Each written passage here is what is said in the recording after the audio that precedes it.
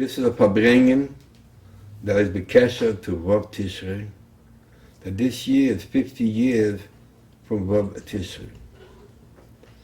Even though it was it sounds like a long time, but it's really a very short time. It's like today we remember that the Haftarah, the Rabbi always used to cry the first day on Rosh Hashanah, most of the times. And every time was in a different point. That year, the Rabbi cried every time it said the word Chana in the Haftarah. You saw there was praise by the Rabbi in the Haftarah. And just nice we didn't ever understand. Also, B'Shas, in davening or master, we heard the fire rangers came to 770.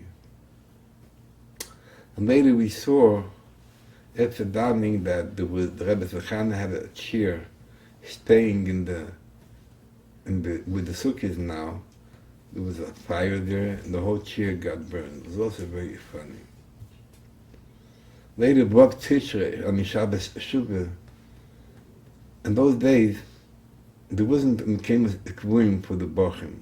There was a chazaka, but not so much. Who should say first, or second, third on the line. The first row of Bochim had to be a whole night, Friday night or Sunday. We stood in the second row. So also we had who stood in first and second and third. We had to come 5 o'clock in the morning. And we came many times in the morning, 5 o'clock. I remember we used to come 5 in the morning, years before yet. I remember me and Rabbi Shapiro from Florida, we used to come and learn. Rabbi used to come 6 o'clock in the morning in the Zalans on 70 and watched us, looked on the watch and looked at us, and looked around all the benches, the Bochum that are sleeping on the benches and so forth. That Shabbos, I also came around 5:30 on Sunday. There was a few Bochum there, very strong, but Levitin from Seattle. And there was Rimla was there, and there was like a person labeled Brendel. It was an older Bacha. And as soon as they came, they told me that just now, Mrs. Wiener came from the Rebbe's mother's house, and came crying a little bit that the Rebbe's mother fell off the bed.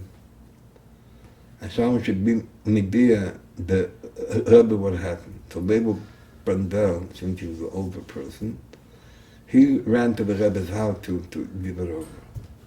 So Bochum was thinking, is the Rebbe going to Farbrengen today or not? Some held the Rebbe is not going to Farbrengen. The tale, the Rebbe Farbrach, now when he Farbrach, he said, a dit Neimer, the Hemshef in Ebe Keach, it's a beer and ein beis. Rosh Hashanah was the beginning of the Hemshef, Zeh Hayim. And Shir Hamaylis was on Shabbos Shuvah and Kesser. Gittin L'chov was on Shabbat, the second day, Sukkot, the second night of Sukkot. And it was a special Farbrengen, and you saw in the Sikhs in the Rebbe's Farbrengen, he spoke about the Zman that were now. Rabbi spoke in Vayelech, it says in Medrash that the way the Moshe Rabbeinu go, the Moshe Rabbeinu went in the base open, he went to a yeshiva to learn. Why does Moshe have to go to learn? Moshe knew Kol HaTirah and he was a Muslim.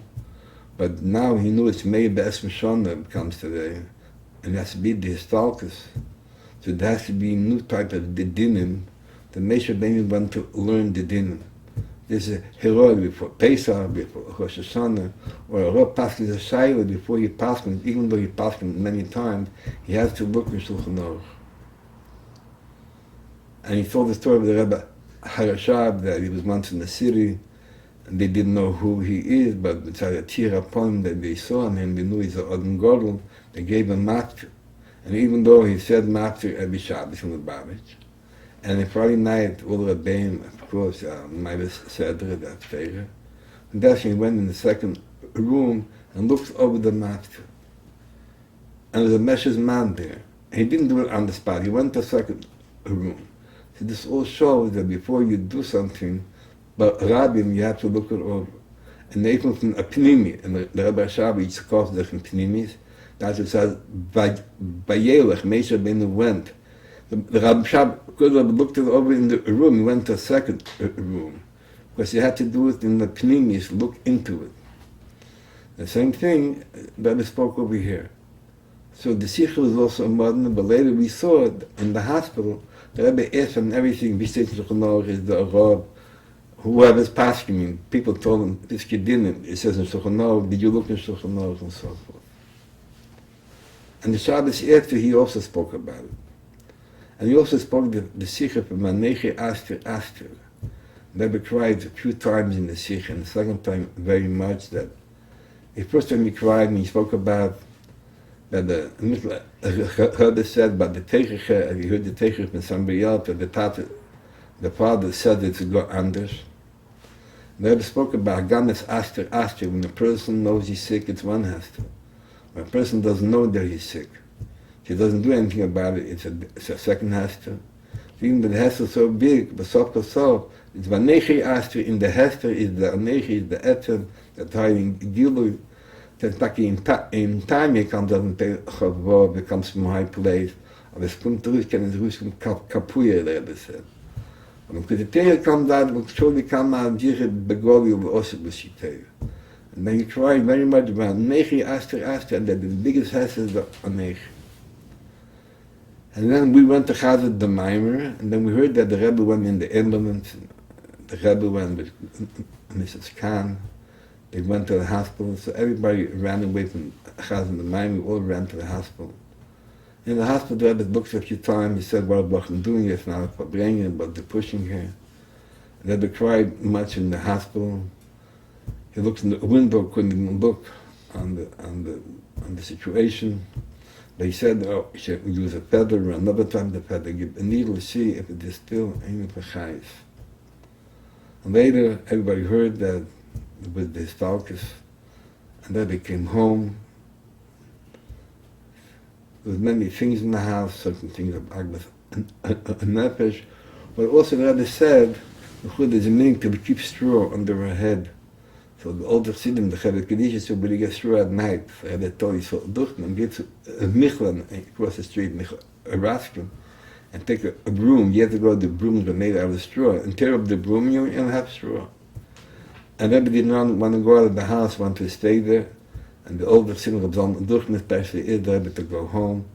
She said they're all going to take away stuff from here. So the Rebbe, he said he's ready to stay here. She asked Rabbi Duchman to stay there. And Beryl Gunik said he will also be there. And they'll watch the house, the Rebbe should be able to go home. The morning the Rebbe came to 770, he said a little bit Kadeshim from the end of davening, the Rebbe cried a lot. Then the Rebbe went home. On the way home, we followed the Rebbe home. We saw Yosef Goldstein outside, taking a movie, and the Rebbe made him with his hand to a movie camera.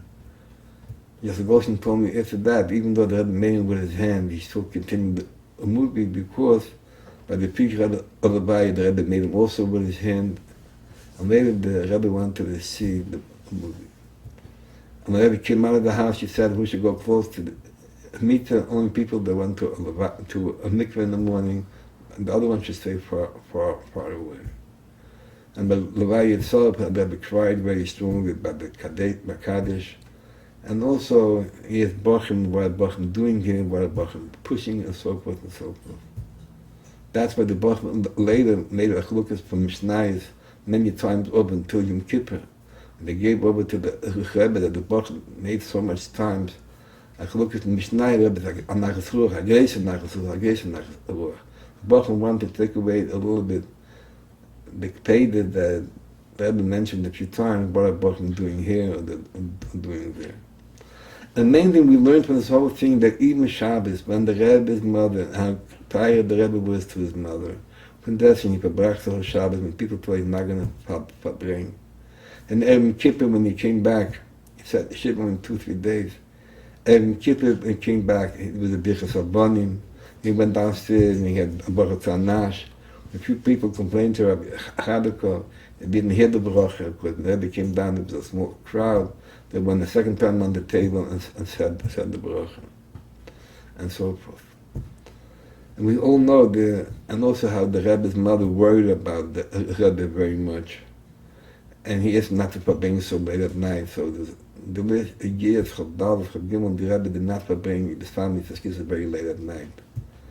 After Vov Tishrei, the Rebbe started Farbrengen again late at night. So they said then that the Rebbe's mother had a misnepit, he doesn't watch his health, me Farbrengs so late at night. And the Rebbe's mother was so close to the Bochum.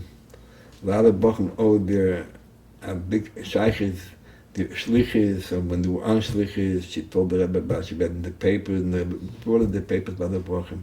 She had her north from her Bochum, and even me, she should stop every once in a while in Kingston Avenue to buy a balamut, buy a little and put it by the door, and pick up a package of Nichel Raskin and put it by the door.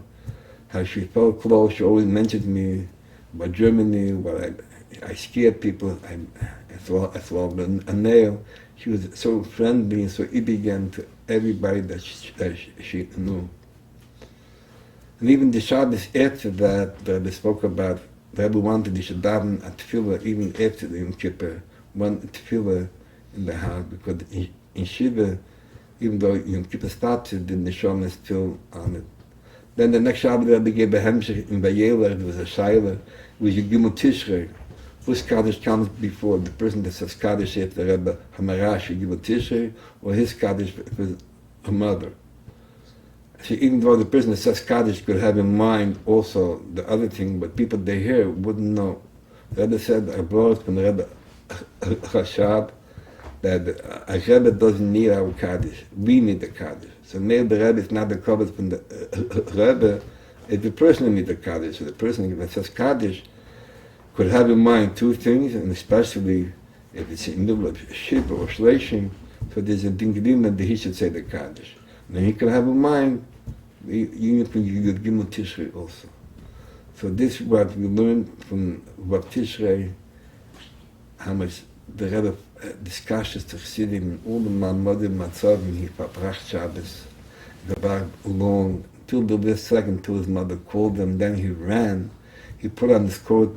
We were watching it in the upstairs. The Rebbe put on his coat, but Mamish by the door. He was holding. He ran down the steps and almost ran the whole way with the eunuch to the house.